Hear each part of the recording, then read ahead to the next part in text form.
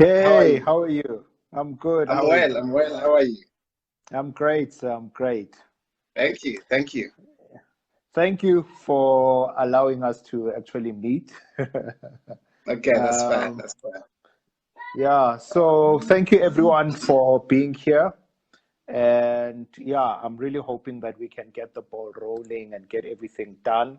I'm Okay. really excited to be able to host today on our live coaching session a Okay. fellow trainer and coach and just an overall great man called Mr. Thank you. Mz, Thank you. and Mr. Mz is a lead pastor, he's a founder and a director, in Eagles Consulting. He actually runs the whole thing and he's a phenomenal, great man. I've known him for quite a minute. And it's always just encouraging to meet somebody who is just keen on life, someone who's just excited to be alive. And I think every single time I meet you, you seem to have a lot of life. So welcome to my space, though I'm Thank you. piggybacking on what you're all about. So Yeah, thank you. yeah, just I want you to just let us know briefly who is Mz, and then we'll get into the journey. So for now, just give us a Okay. brief intro. Where is Mz Okay. from? What is he Okay. all about? Okay. Um, um, my name is Mzimasi. That's a full name. Dyule. Yeah. I'm born in Eastern Cape and finished matric, moved to Joburg. From Joburg, moved to Emelo, Mpumalanga. That's where I'm based now. I'm married. I have two boys. And as you said, I'm a minister. I'm a pastor. I'm leading I'm the head pastor of Adonai of Prayer. I'm a certified life coach. I'm a published author. I have my own business, which is called Eagles Consultants, which is soon to be a coaching firm. For now, it's just Wow. still a coaching business. Yeah. Working on getting coaches under me. Um, I'm very passionate about impacting lives. I'm very passionate about changing people's lives, and I've been doing this for quite a long time. I did it informally, and then later I chose it as a main career which I wanted to pursue in coaching people, in training people, in developing people. And Yeah. I'm the founder of the Inspirational Leadership, which is based in Mpumalanga. We run leadership seminars which are strictly for professionals. And I am a founder of School of Prayer, which is also based in Emelo, where we train people how to pray. So yeah, Wow. that's a summary of everything. So you are a coach, right? And Yeah, and you mainly deal with issues of personal development. yeah, That is a powerful term from from yeah, from what I've come to understand of it. But yeah, there's a lot of us who actually don't understand what the whole fuss about personal development is. yeah. Why is it an issue, and why have you made it your life's mission to really help people to optimize? What is it all about? So I just want you Yeah. to let us know, what is PD? What is personal development all about, Yeah. really? Yeah. Personal development is, I have a motto before I get into that. It says, Yeah. a fruit tree is good as it is by itself, but pruning makes it much more fruitful. Wow. Meaning that a personality of a person, every single person is born with a personality, but it does not mean they have to die with the kind of personality that they are born with. So there are a lot of things that needs to be pruned within their personality that can make them to be much more fruitful, much more impactful, much more transforming in changing themselves and in changing people around them. So personality is one of the most things that become either an opening of door for people to do more, or it becomes a hindrance. It depends on either you are willing to work on it or not willing to work on it. I've done this quite a few times where people, they are satisfied with their personality. They say, I'm fine as I am. My dad was like this and my mom was like this, so this is our personality at home. And it, for me, it doesn't mean you should be the way you were born. Yeah. You can grow your Wow. personality. You can be much more better Wow. than the person you are. There's a huge part in us that has not been avenged into yet, that has never been exposed or given opportunity to grow. So when I do personality development, I help people to become the best they are, not just the better of themselves, but the best they are.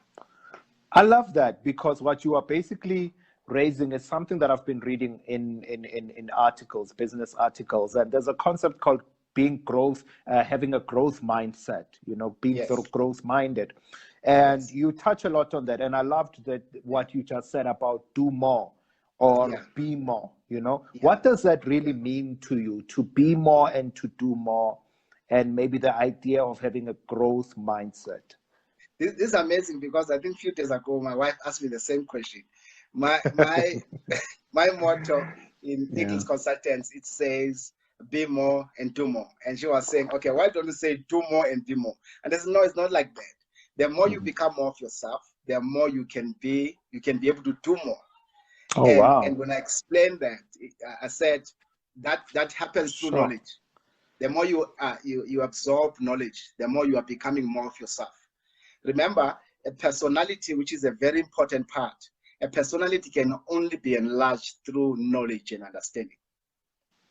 It's not something that you think it through. You don't sit down and think it and say, okay, I want to be more patient. I want to be less irritable. I want to be more humble. You don't think it through, because if you think it through, you run back into square one. So knowledge, that means you need to begin to learn something new, which indirectly enlarges your personality in that aspect. And that's how personality works. So when I say you be more, you become more of yourself by acquiring new understanding, new knowledge, new education in certain areas of life. And the more you do that, I think I'll cover it a bit later in this meeting, that the more you learn new things, the more your personality absorbs a new projection in that area. Okay, I'm loving that. You can begin to do more. I'm loving this, because you just raised the issue of learning. Yeah. And I think it would be a good place to just piggyback on that. How important is learning new things to personal development? Man, Jalifa, learning for me is like is appreciation of life. A person that doesn't want to learn, it means they don't appreciate life. That's what it means. Because when you learn, you begin to explore life. You explore the things that originally none of us were born knowing. None of us were born knowing how to speak, knowing how to walk, knowing how to relate to people, knowing how to sit. None of us were taught all these things. And this is what happens. We were taught when we were born, but we get to the stage when people don't want to learn anymore. Sure. And they say, okay, no, we don't want to learn anymore. But you need to continue learning, because when you are learning, you are exploring life. And when you are exploring life, you are becoming a better of yourself. And that's where personal development and learning, they go hand in hand. That's why I'm saying it's not something you think it through. You don't see it and think about it, and then you wake up, you are better. No, you have to go through, either be a formal or informal learning. But people must be open up to learning, because it gives you the value of life. And also it helps you to be able to relate to certain kinds of people without being irritable or being closed up about it, because we have not learned. You'll notice a lot of people that have certain issues with certain subjects. Most of them, they have not gone to learn those kinds of topics. And when you mention it to them, they get upset, because they know nothing about it. But when people learn about stuff, they are open to discussion, to anything, regardless of what it is. I love that. So what do you think of the issue of specialized knowledge, like just knowing because you can't know everything, right? Yeah. So do you advise that I zoom into a particular area and become better at it, or try and be a jack of all trades? Okay, I hosted you yesterday, and with my interviews, I call them the fundamental views. Now, there's what is called fundamental views. You need to have a standard knowledge of everything. It's important. It's one of the things that I've come to know in life, that is important, to have a standard knowledge of everything. Know how to change the oil in your car. Okay. know how to, you know how to change the tire, you know how to put water in your car. Those are standard knowledge, and then know what it means when a doctor speaks about sleeplessness. You know that term that is being used. Forgetfulness, know the term that is being used. I'm not using the term now, but I'm giving you how is it defined. So you need to have those general standard fundamental knowledge. That's the first part. But the second part, I advise people to be the best at what they do. You need to pursue specialty in what you do. Do not I end hear you. where you start. You did a Yeah. diploma and you end there. You did a degree and you end there. Or you became whatever that you were doing and you end there. You need to pursue a specialty in that. The reason why I'm saying that, there will come a time in the world when people that will be employable are people who are the best at what they do. And I think we are Not already people, there. Eh? yes, we are We are already there already there. actually. Yeah. Not people who just Yeah. did some basic knowledge. That time is coming out of of time where people will be relevant because of basic knowledge. So I advise people, you need to be the best at what you do. Regardless, you need to pursue the best part of it. Someone say, I'm just a chef, then be the best chef in town. I love it. Be the best chef. I'm just a musician, then be the musician who's the best, who can play all kinds of instruments. I love it. How do I become the best then? Like, I'm loving what you are saying, but where do I start? I hear you talking about me being the best. Where do I start? What do I do? Okay. I always make this example. If someone is a musician, right? We have, let's say we have Tebucho, and then Tebucho has a friend. The friend is Lirato, and they are both musicians. They can hit the highest note together. They can, both of them. And Tebucho chooses to go and study music. And then Lerato says, no, not study music. Same age, same environment, same background. And in 10 years from now, we'll be having Tebucho being an established musician. And then we have Lerato singing in funerals and in weddings. And both of them, they're the same background. Both of them, they're the same circumstances. But the other one chose to be able to train and certify and credit what they have. And the other one chose not to. So the other one is just going to funerals, starting songs and choruses. And yet the other one has made a career out of it. The other one has made a career out of it. There's nothing different with them. It's just that the other one chose to formalize and get accreditation and certificate, because that's very important in life.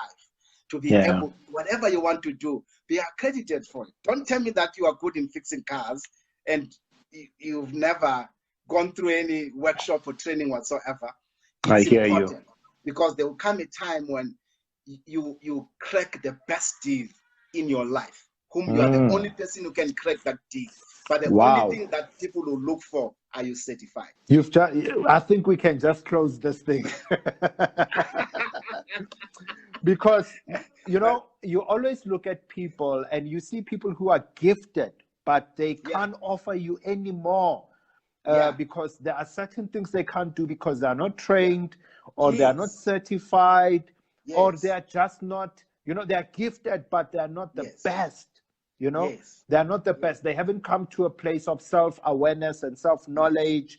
The gift is there, but you can see that it's not honed, And I do think it's something that we need to look at, because now you are raising something that's quite important, which ties into the issue of niche. Because when you talk about being specialized, then now we have to touch the issue of niche, finding where you fit in the whole puzzle. Where do I fit? Where does my gift fit? Where does my grace fit? Where do I fit in this whole thing? And to make sure that you are the best, in that area, so that when people look for somebody that does this thing, they can't find anybody else who is as good as this person that's doing 1, 2, 3, 4, 5. So you've got to have that niche, that find the gap and fill it up, but be the best at that gap. How important is the issue of niching, of hitting that spot that nobody else hits. Yeah, that content, it's easy to get that. It's very difficult to get that. It's one of the two, and Yeah. and I wouldn't want to put it biblical, but let me bring it biblically. There's a guy in the Bible which I love him. I love his story. His name is Joseph. Okay. Something was different with that young man. Something was completely different, because there's something peculiar with his life, which it differentiated him everywhere he went, which was called favor. He was a man of favor. Yeah. So he became a favored slave. He became a favored. Wow. Firstly, he was a favored son. He was a favored slave. He was a favored servant. He was a favored inmate. Come on. So you notice there was that trend of favor of his life. So that is what I want people to, that as well, self-awareness people must be aware of. People, they invest in things that are useless in life. I've seen people investing in relationships that do not take the best out of them. And they just go that on and one, on. we are going to bank it because I needed to give it time.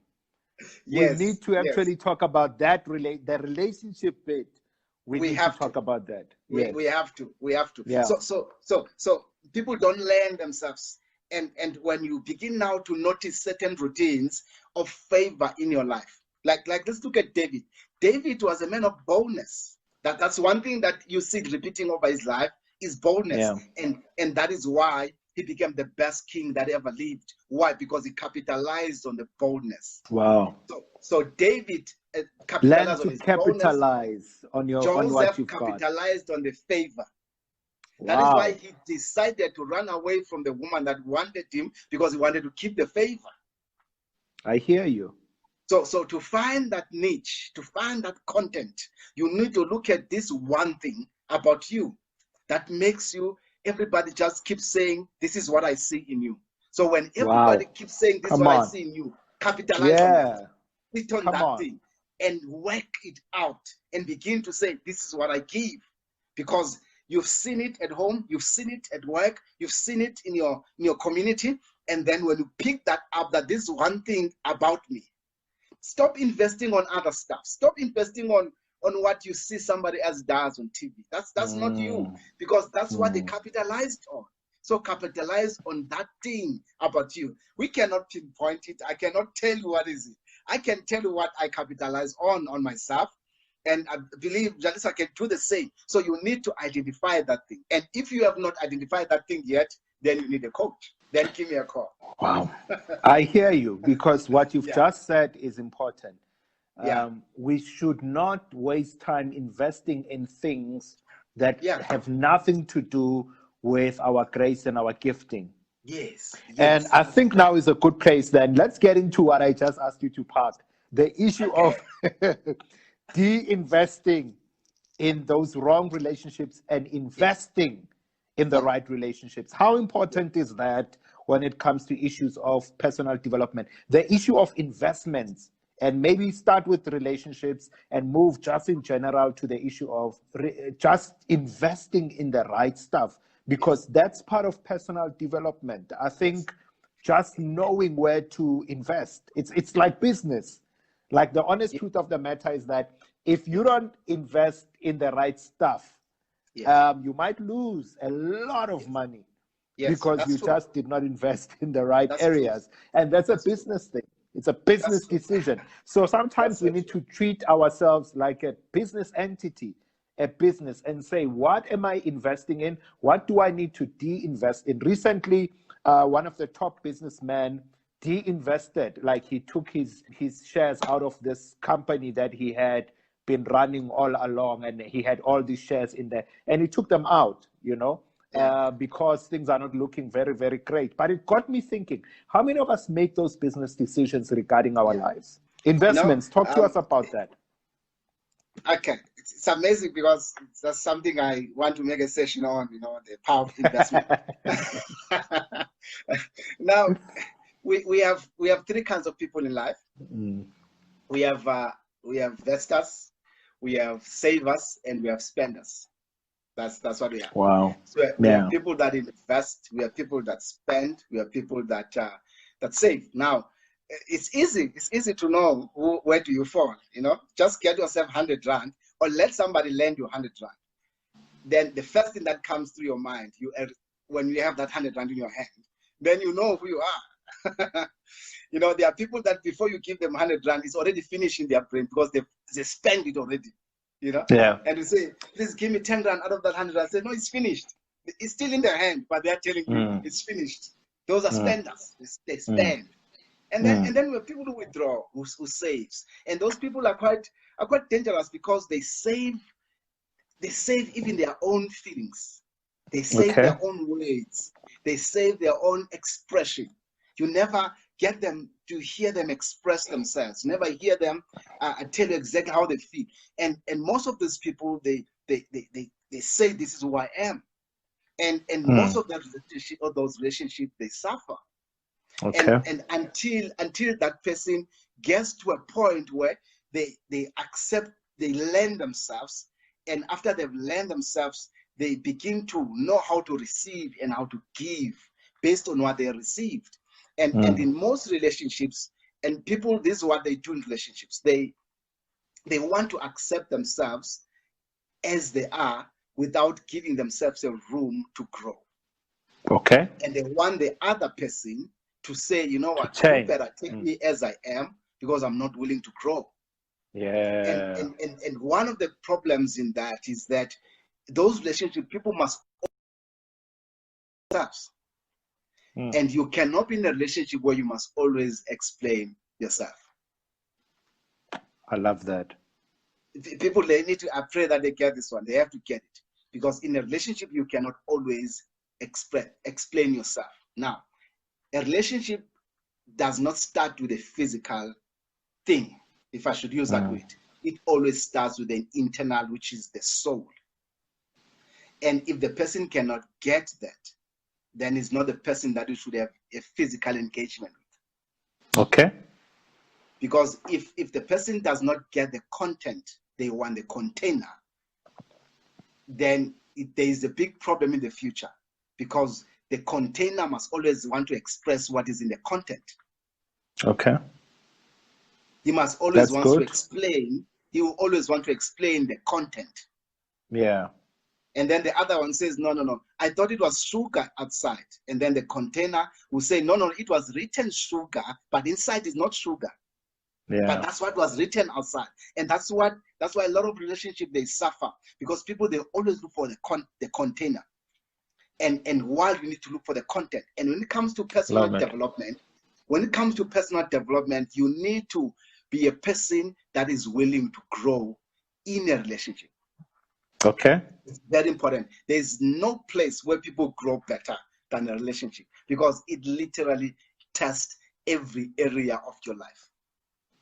It tests your financial integrity. It tests your relation with others, your relation with yourselves, your tightness, your recklessness. Yeah. It tests everything. So as a person, you need to say, I am willing to grow. And I think one of the bigger problems is that people, they just want to say, this is how I used to be, this is how my mom says I am, so you need to choose, you need to take me as I am, because even at home, they are accepting me. And that's a problem. Yeah. So now let me ask you this question. When somebody's feeling stuck, when somebody is feeling stuck, what must they do? Because we are in a very challenging time right now. Everybody's going through challenges. Everybody's really felt the pinch. It's been quite difficult. What would your advice be, being a coach, in terms of how do I get unstuck? Because most of the time it's a personal development thing. In most cases, so I'm feeling stuck, I remember I felt stuck a while back, and I was like, Lord, but is this all I am meant to be? And this was a decision, this was a thought that I had, because here I am, I'm a pastor. I started pastoring when I was very young, and that I thought that this is how I'm going to die. I'm going to die just being a pastor, until I learned the secret that, ministry is not a trap. Church Yeah. is not a trap. Yeah. Being a minister is not a trap. You are so much bigger than that, you know? That's true. That's true. And so what do you, how do you deal with it when you reach that point in your life where you feel like I'm stuck and I'm trapped? Yeah. What would your advice be there? Okay. The first thing I'll give to anyone that feels stuck, number one, you need to have someone you speak to. That's the most important thing. You have to have someone that you speak to, and someone whom you don't have a last say when you speak to, because people they always want to speak to people that whom at the end of the day they are the one who have the last say. So you need I to love have it. with some level of authority. Oh, you are so right. You are Yes, so right. exactly. People, they'll say, no, I'm speaking to so and so, and this person is below them in every way, you know. There's And there's this song, my kids like playing it. The guy says, I'm gonna take my horse to the Old Town Road. I'm gonna ride till I can't no more. And so this person is saying, can nobody tell me nothing? Nobody's gonna tell me nothing. You know? So as you're saying, as you're speaking, I'm thinking of that song, you know? yeah. So we have to have that. You must have that person that have a last say. Not you have a last say, someone that have a last say.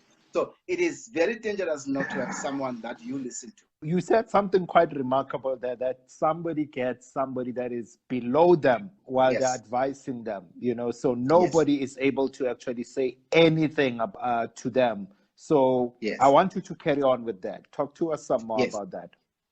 It's very important. It's very important to have someone in your life that speaks to you more than someone that you just people that you speak to, people that will have a last say, will give you, you know, an educated advice, you know, spiritual advice or professional advice, regardless of the background, the people they're coming from. So it's very important to have such people in your life. I would advise to have that one particular individual that you speak to, and somebody that takes the best out of you. That's the first note which I was speaking on. But the second one, it is so important, and I was speaking on Joseph. We mentioned Joseph earlier on part 1, and now we're covering part 2. I love this one. I think we can go on till part 12. Joseph, I think I've spoken about this some few times on Facebook, that Joseph Mujalifa was a prophet. You know, he prophesied in terms of the drought that was coming to Egypt, right? And then number 2, the man was not just a prophet when he was taken out of prime minister, then he became a politician. But beside that, the man was able to interpret the dream of Pharaoh, that he was able to calculate on how much they can be able to save within the process of the drought, so that when the plenty, so that when the drought come, they will be able to steal a food. So the man was an economist. Or I can say the man was a businessman. So the man had 3 things in himself that he was able to explore, and he became the best in it. How can the man be a politician who happened to be a sharp one that did well in leading? I mean, the man was second in charge. In fact, he was in charge. That's what Pharaoh said. He said, "You are in charge of everything here. You are the last man to speak here." So he had such a strong authority over the land. And at the same time, he had such a very sharp business mind on how to save, and how also to save the nation from inflation, because they hit the time of inflation, and he helped the nation to come out. That even other nations, they came in to borrow. Other nations, they came in to be able to get assistance from them. So that was economically. And then the man was a servant of God, that he prophesied the coming of Jesus. His life was a prophecy to the coming of Jesus. So do you think that we are holding ourselves back? 100%. We can be the best we can be. We have answers for the economy. We have answers for political leadership. We have literally answers for so many things. And we are withholding ourselves because we feel like the more you become the best of you, the more it's becoming more demonic. But now, where is the problem? We do not want to be educated. We do not want to learn. That's what the issue is. We don't want to learn. And because of not wanting to learn, that kind of personality that needs to be explored in us is not explored. Now, here's one of the things I've learned, just before you follow up with the question. One of the things I've learned is that every time you learn something new, you develop a personality for it. Okay. That is why if you look at teachers, they look in a certain way. You look at businessmen, that means everything that people learn, it has its own personality. So if somebody says it's not in me, no, you have not learned it. It doesn't mean it's not in you. That's the issue with people. People say, no, it's not in me. No, it's not in you because you have not learned it yet.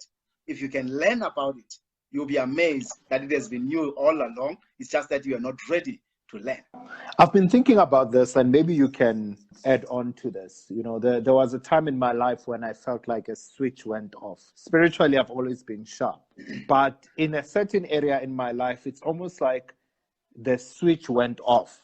And for a while, I battled, even though other areas in my life were doing super okay, but I kind of battled until challenges came, and it's almost like a certain kind of challenge happened and the light went on again. What do you think of that? Because sometimes I do feel like, some of us don't realize that there's been a power trip that has happened in life, in certain areas of our lives. You may be this great person in some area of your life, but there's this one area where the power has fallen, and you don't have, like when you have a house, that there's a switch for lights, there's a switch for this, and it's almost like this thing, it's like a eureka moment, and I believe that is a very important place where I feel many of us need to say, I need to get to that point. I need to get to that point where it's like an aha moment. It's like that moment where you're like, wow, man, something has switched on. Did you ever experience something like that in a certain part of your life? Maybe just talk to us about that. Yeah, man, I'm a personal development coach, so I explore all these things. I get to learn them. And one of the things that I personally do in my life, I do not allow any area of my life to be left unattended. That's point number one. Point number two, when you have learned something in life, regardless of what it is, you must always have a progressive learning in it, or otherwise it will go dry. Yeah. It's like someone who says, I used to prophesy and now I can't anymore. It doesn't mean the person have lost it. They have not lost it, but it was left unattended. Okay. So it went dry. So something like, for example, you do not know that you can feel until somebody pinch you. That's what happened. Like as you're sitting there, you don't know if you can feel until somebody pinch you, and then you know that your subconscious brain is operating, that it reported that you got food. So number one, you don't leave any area in your life unattended, either be your personal, relationship, career, spiritual, business, those who are running business. You don't get to a point in your career where you say, this is where I am, there's no progress from here. Don't do that. You run dry. You want to enjoy your work anymore. You don't enjoy your colleagues anymore. You are irritable every time you get an email from your boss because there is no progress in the career aspect. You have left it unattended, even though you are still going to work. That area is left unattended because you are not learning in it anymore. Yeah. Same thing spiritually. When you have getting to a point where you don't learn anymore, you have left it unattended, and it will drop and it will get dry until something happens. Then suddenly, then you are back to the level that we're in. But the other point, which is very important, Mojalifa, we need to get to a point where life is generally designed to have entrance and exit. Everything in life. There is always a come in and there's always a going out. There's always a come in, there's always a going out. So that's why if you drink a lot of water and you don't go and wee, there's a problem. You need a doctor. You need a doctor. So how many people now, when you think of it, that have learned so much, but they have not taken it out, then they need a doctor. In this case, an emotional doctor or a relationship doctor, because they're taking in so much, but they are not taking out. And this just gives me, bringing me back to the issue of the church. I think that's where the church is right now, that the church is in a state of stagnation because it has taken in so much, but it has never taken out to the world. And that's why there is no movement anymore, because everything has gotten to a standstill. So every time you take in, you don't take out. You get irritable. You typically get constipated. Okay. You know, there are people who are constipated in their relationships. They are constipated in their careers. They are constipated in their spiritual life. They are constipated. Constipated, in every area of your life, because they are not taking out. So the only thing that is a problem is the constipation, and that is why every time you get in, you need to always take it out. That is why we are designed to serve. That's how it is made. We are find an outlet. So you must always find that is why we waste our time with things that don't matter. That's why you speak to someone and say, I don't have time. What are you busy with? I'm hanging out with my friend. Are you serious? Yes, you can hang out with your friends on Monday, but you can't hang out with your friends Monday to Monday. There's more to your life than that. You know, there's more to in every other areas in your life than that. You know, so we must always find something that we can be able to give out into where we serve. And when you do that, it is more you grow. And then when you do that, it's more you get to understand how much you still need to learn. Yeah. That's where you get to know how much you still need to learn more. What I want to now find out as we land the plane, setbacks happen to all of us. We face challenges, we face setbacks, problems come, right? So how do I get back onto winning after a loss? People are facing retrenchments. People have lost businesses, have lost incomes, all kinds of things have happened. So how do I get back up? How do I stage a comeback? Okay. Number one, we have to accept that things like this, they really, really happen. You know, life generally it is unpredictable, and we will get to moments where we lose much than we have gained. We'll get to moments where we work so much, but we receive little.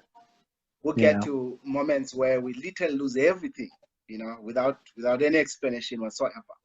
And with everything going on right now, COVID-19, there's a lot of people who are losing a lot. There's a lot of people who will still be losing a lot. And my advice would be, I think you need to ask that one big defining question, which is, what is my purpose? What is it that I'm about? Because when you get to answer that question, is the only thing that can be able to hit you back up. And if you have never gotten to that moment when you say, what is it that moves me? What is it that drives me?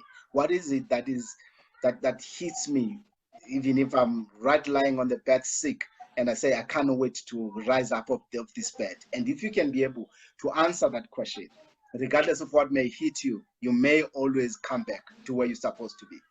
And at times, many people, they've never gone through a process of waiting. And because of that, when they get hit by anything in their lives, it is very difficult for them to come back because they do not know what is to wait in life. But if you have gone through a process of waiting before, then you will know that this is something that I can still endure through. This is something that I can still redefine myself in. What do I do when I'm waiting? Like, I think, you know, it's all great to wait because, you know, when you're at a bus stop or whatever, you're looking at the roof, you're looking at the sky, and you're just hoping for a miracle. So, so what do I do when I'm waiting, really? Waiting, I'll define waiting like this, because we don't wait doing nothing, and that's another thing. You know, people, they think when you wait, it's because you are not doing anything. You don't, because you are waiting, you don't bath, you don't do anything because when ulindile, that's why you don't do anything. Waiting is to take a very slow step towards the direction that you are going to. Okay. Take small steps. Walk slowly towards the direction. It is then that everything starts making sense on the journey. Because when the speed comes, you devalue everything in the process. But if you have taken small steps, when speed comes, you still appreciate everything. Okay. The So trick is to not stop moving. Yes, to the direction, towards the direction. It does not matter how slow you think the direction is. I mean, you think the momentum is. It does not matter. What matters is that you don't sit and do nothing because you are waiting. Yeah. There is no one in this life anywhere. If again I go to a biblical reference, there is no one in this life that you check throughout Genesis to Revelation that God ever used who did nothing. Okay. There's no one who woke up and stood by the corners and God used them. No one. Yeah. Every time where there is someone who needed to be used because they were busy with something. Okay. And then they were brought into this assignment and they said, this is what we'd like you to do. And this is what God is calling you to do. So in waiting, you learn what you're supposed to learn. Okay. You look for the people that you're supposed to look for. You look for the connections that you're supposed to look for. You keep those contacts. You keep those relationships. You don't bang doors. Never bang doors. Yeah. Don't burn bridges. Because if you bang the door, you might knock in it one day. You might knock in the same door. So we don't bang doors. And it's amazing that sometimes the very same person that despises you might be the same person tomorrow who's giving you a platform. So you can can insult and insult because you are being despised. You are in all your rights to really do that, but you don't bang the doors because the same person tomorrow might open those doors for you. I personally have those kinds of encounters. I personally have those kinds of experiences. When somebody will really, really mistreat you, and literally before you know, it's the same person saying, "Zay, I have something for you." Wow. Yeah. So I think we've really wrapped up the issue of personal development, and you've tied it up, and you've really helped us out with the whole thing. How do people get a hold of you if they want to talk more about issues of what your advice would be and how to help them, coach them through personal development? Okay. All right. Number one, please go and like my page on Eagles Consultants. Just go and like it and just get in touch with everything that's going on. And you can be able to send me an email or you can send me a WhatsApp. I think I'll leave my number and they can just say it's my business WhatsApp. It's 079 899 230.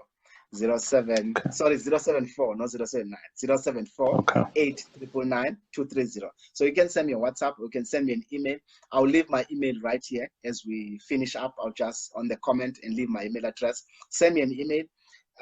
Let's see what programs we can be able to work on together. I offer incredible projects. I see my student right here is listening to me also, and we can walk a journey on purpose, can walk a journey on personal development. We can walk a journey with you on leadership or on discovering yourself generally or self-awakening, where you get to learn and know yourself. Because sometimes people don't enjoy us because we don't know ourselves, Yeah. And when you don't know yourself, don't waste your time trying to know other people, because we can never.